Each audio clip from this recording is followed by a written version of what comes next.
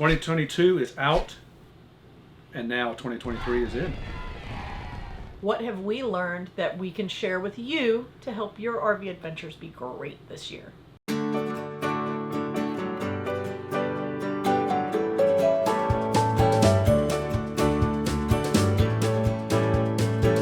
Hey y'all, we're Jimmy and Lacey with FindUsCamping, and in today's video, we're going to share with you things we've learned after our last 2 years of full-time RVing. too long, a lot of driving. A lot of miles in the last 2 years.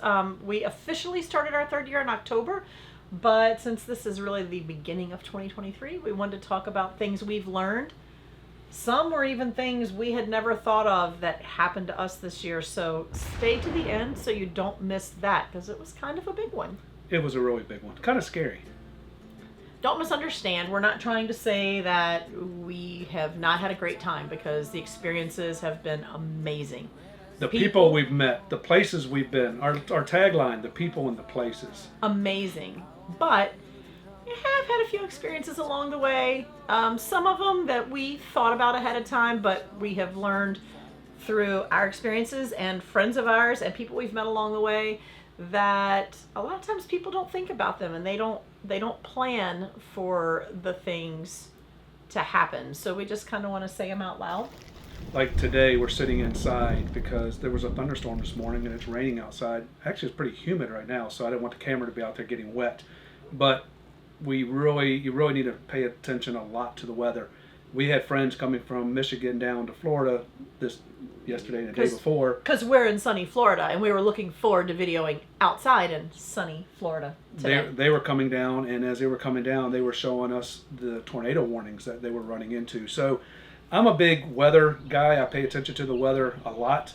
In our lawn care business for 30 years, we worked around the weather, so I'm always looking at it. That doesn't mean something's not going to creep up on us as we're driving and we don't see it, because there was a time out west this year that the wind caught us pretty fast, and it blew our 45-foot camper almost off the road.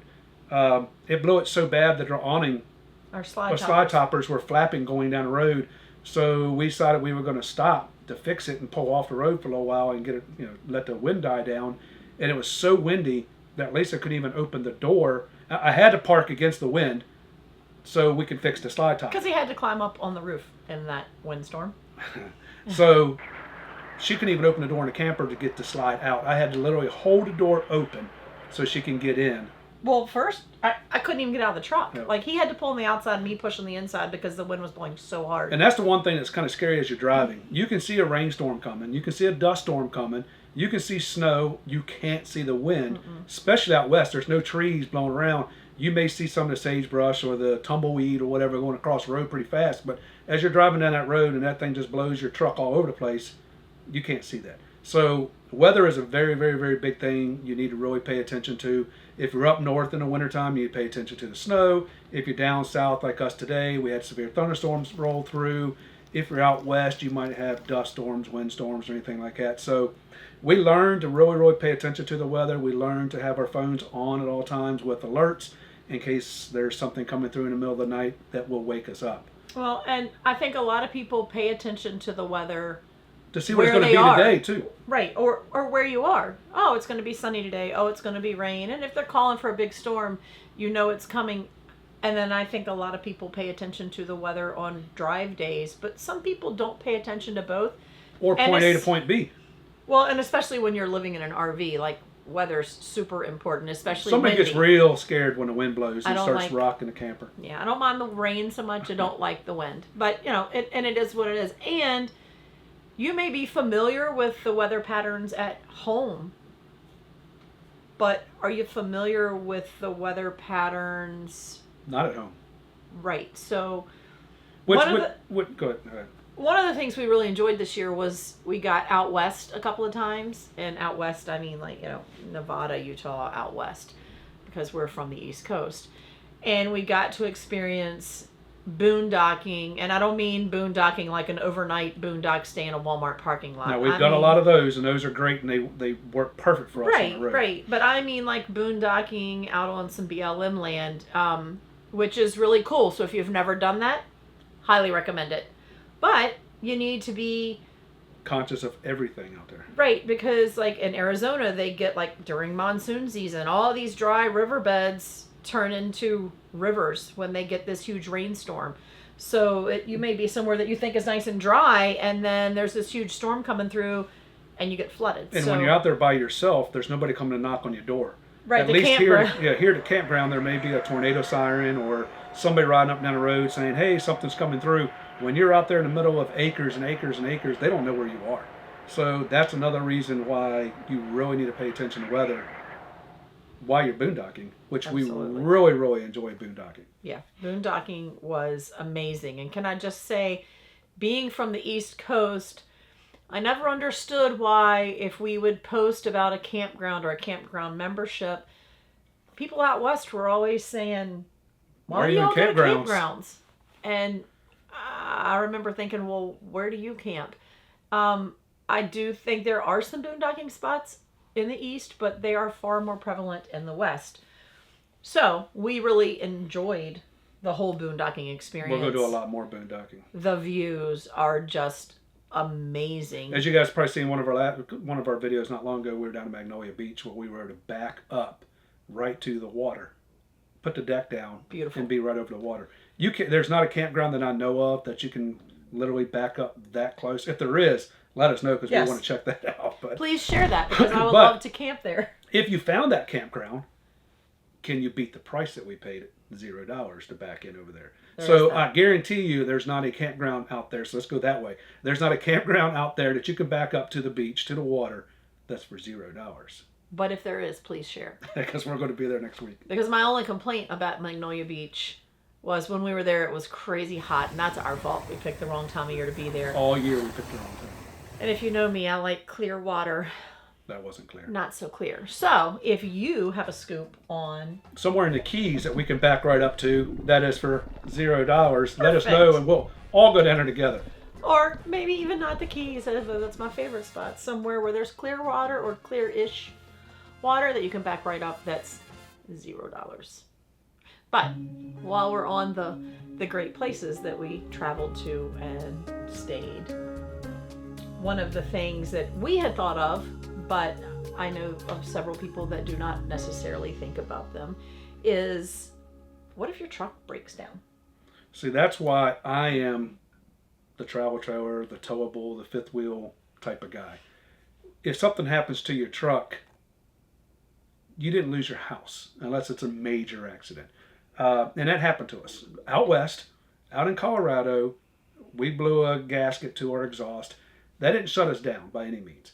The truck was very loud. Very loud, and it smelled. The exhaust was so bad inside that we had to roll the windows down at 20 degrees outside and drive. But it would still go down the road, and it could still tow the trailer, so we were able to make it back to where we were going. And that's the next problem. So we got there, and they pulled everything apart, and they end up saying it's going to take 3 weeks. 3 whole weeks. What? To fix a gasket. And I thought, why? Why is it taking so long to fix a gasket? Well, first of all, as they were working on it, they broke some bolts. And when they broke the bolts, then they had to take this part off, that part off, this part off. To make a long story short, they had to take the turbo off, and then they have to take the cab off the truck to get to everything they needed to get to. And they had to drop the transmission. And drop the transmission. But that wasn't, they could have done that in a day. That wasn't the problem. It was the gasket they couldn't get. So now we're stuck without a truck. Because of a part shortage. Part shortage. Which, if you are alive, you know that there's shortages on everything right now. So if that was our home, that was our Class A, B, or C, where are we going to go? Now we're stuck into a hotel. So that's the reason why now I'm still, and everybody asks me, are we ever going to a Class A? Maybe, who knows? But for now, this still feels for us the safest thing for us to do. If something happens to the truck, we still have our house.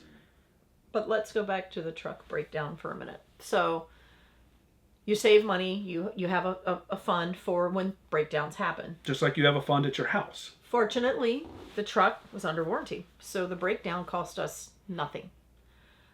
And also, fortunately, the dealership got us a rental car since it was going to be an extended period of time because they broke something taking it apart. that Nissan Altima really did not do the trick pulling the camper. It was a great little car, and fuel mileage, amazing. It's way cheaper than driving the diesel. But what that meant was the RV was going to have to stay where we had it parked. Now, we were fortunate that we had a place to park it. Now, hold on. Now you call the campground and you tell them that you're broke down, and they go, how long you need to stay there? And you go, I don't know, until they get the truck fixed. They're saying at least 3 weeks. Could be more. But we were lucky. So we had a place. But that's, again, a thing you need to plan for, because what if we hadn't been so lucky? You know, what if the truck had broken down like on the road and we got towed off to a truck stop or something? I'm pretty sure the truck stop was not going to let us stay there for 3 weeks.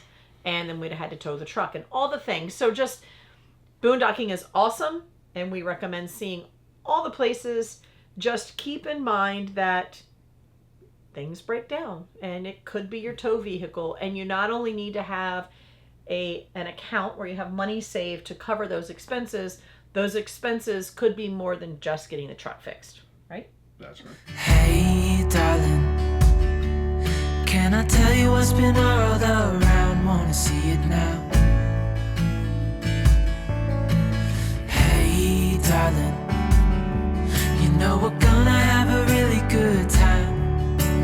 Come on now and take my hand.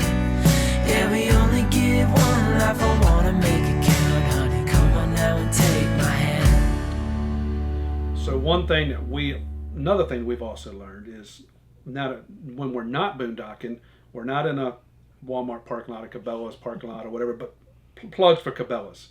We really like Cabela's parking. Bass Pro Shop / Cabela's they have been amazing. But we do, before we go to the next subject, make sure you call them first, because we have found Cabela's, we have found Cracker Barrel and all them, they will not allow you to park there because of city ordinance. So just because it's a Cracker Barrel, just because it's a Cabela's, don't take for granted and just go park in their parking lot. Lisa calls every one of them and asks.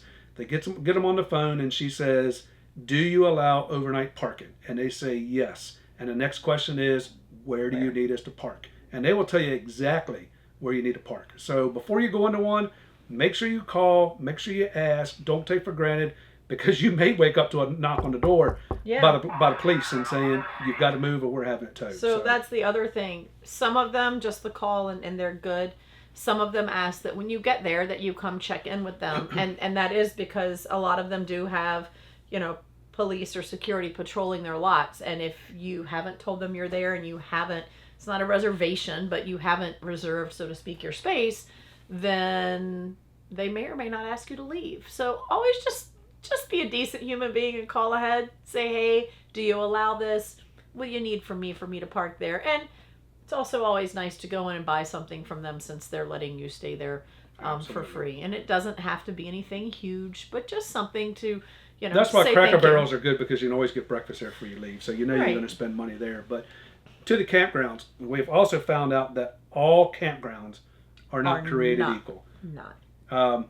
There is some out there they call resorts that I would not call resorts. They're not resorts. So, and there are some that are just, so-and-so family campground, and they are the nicest places. Just because it says full hookup, you should maybe check to make sure exactly what that means. Full hookup typically means water, sewer, electric. That's now, FHU, in case nobody knows what it is, because we've had people ask, what does FHU mean? Full hookups. But it doesn't necessarily mean 50 amps. So if that's something that you have to have, you need to ask that question. You need to do some research. And just because it says resort does not necessarily mean it is. We have encountered some campgrounds which were fine. I don't mean to sound snobbish, because I don't need a fancy campground. But they literally were a parking lot that they had turned into a campground, which was great for an overnight stay. It was a full hookup.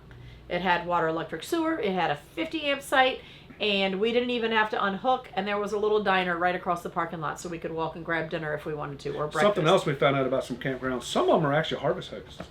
We've actually seen a campground that had 3 or 4 spots for harvest hosting out front. So if you're just coming in for a one night to get from point A to point B, there may not be any sewer or water, but they are on the harvest host page, and you can stay there for the night.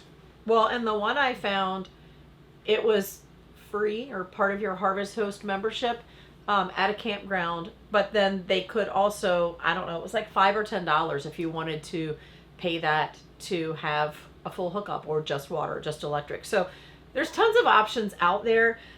Just remember, if you're traveling with kids and you need all those amenities as the pool, you want Yogi to come out there and see you, you want, a lot of things for kids, you need to plan ahead of that. Don't just go to a campground and expect that you're going to have some of those, because we were out at a campground out west, and I think, don't quote me on it, but I think they called it a resort.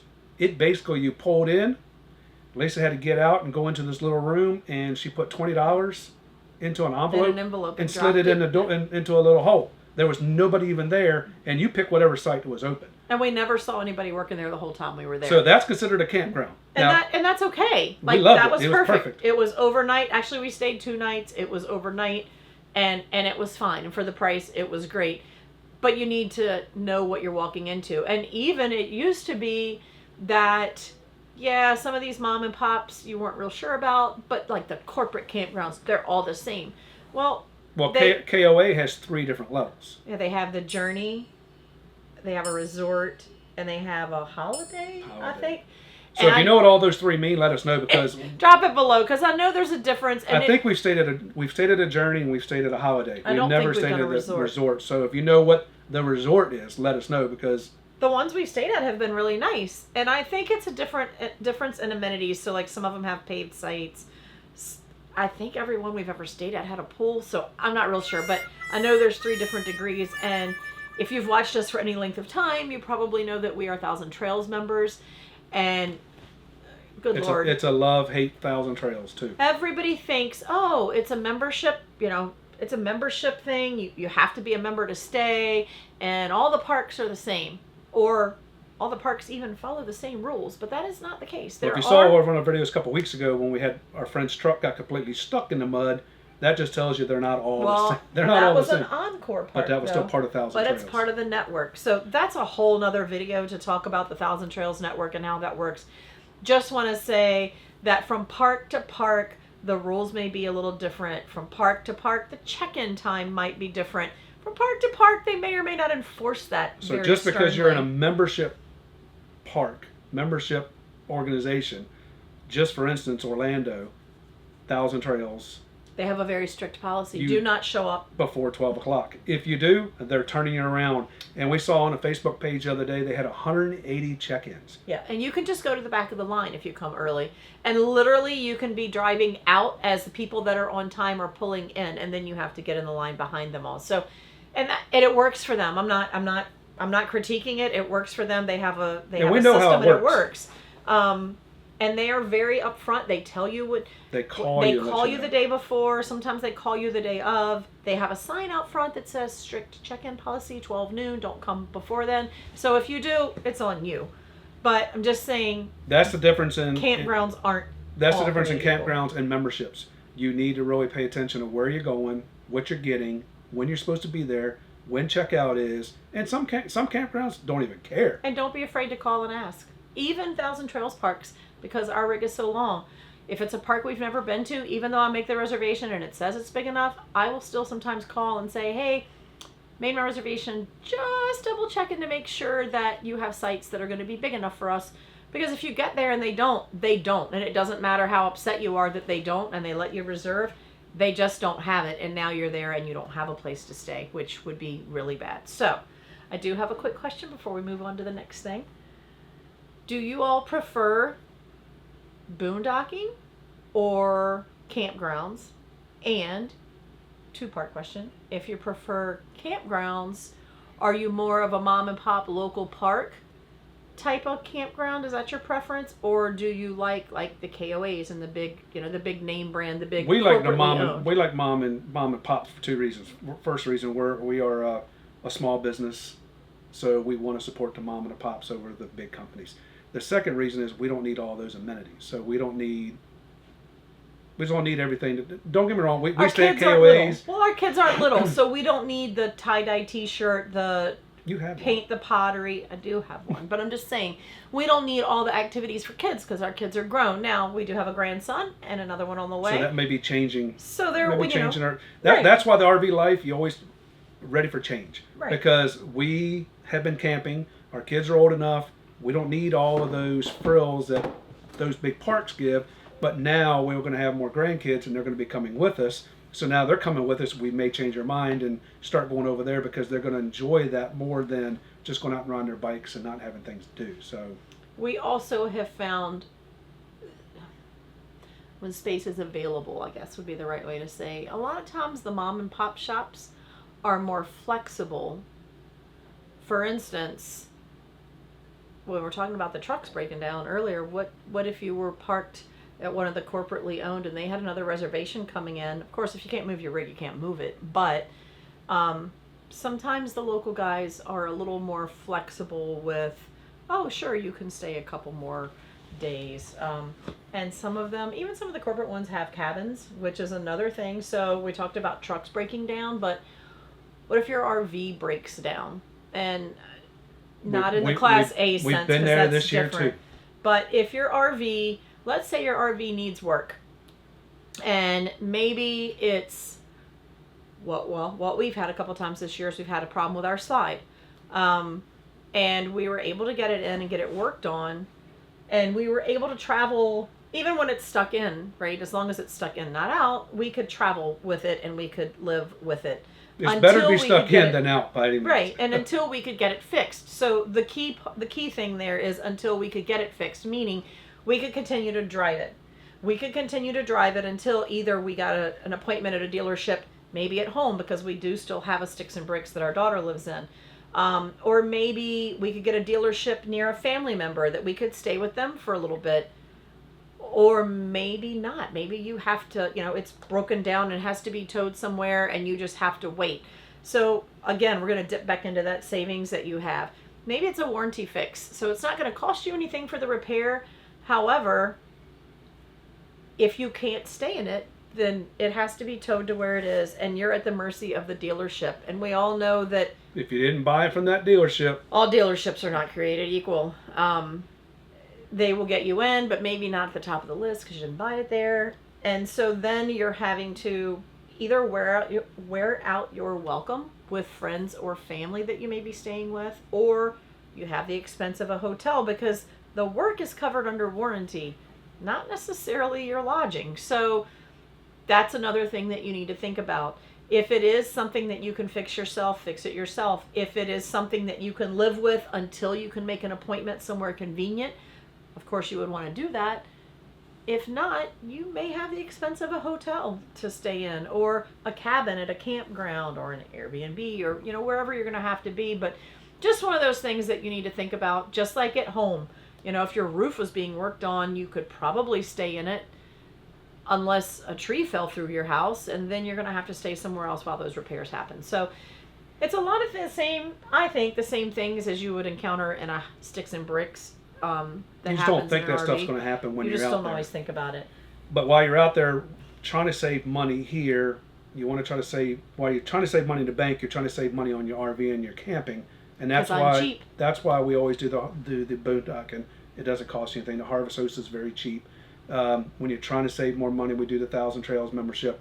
There's also Passport America, and once we said Harvest Host again. So Passport America has saved us a ton of money traveling all over the place, because where our 1,000 Trails doesn't work going out west, because most of our 1,000 Trails network is on the outside perimeter. Right, but if you're trying to get, a lot of times, whether you're trying to go cross country where there's not a lot of 1,000 Trails, or maybe you're going from this park to the next one, but it's too far for a one-day drive. You need a place in between. Passport America is perfect for that, because they're all, if it's a participating park, half price. It's a half off. So if it's $50, you're only paying $25. Now there's a lot of blackout dates, so you need to try to plan a little bit, and we have flown by the seat of our pants a lot this year. Lisa used to be a planner, and I can tell you where we're going to be on August 5th, 2023. Right now, no idea. So we're not doing the planning anymore. We're doing more of the boondocking and more of that. So just don't plan out as far. We still plan. I still have a general idea. We're going to be in February. I don't have February planned yet. There you go. So as of now, we don't plan out as too far. So we are going to be at the Tampa RV show 2 weeks, next week, whatever it is. So if you're at Tampa, make sure you say hi to us because we want to meet as many people as we can there. But that's not where this is going. But I'm just saying, we're in Florida right now. We gonna be are there. planned to the end of the month.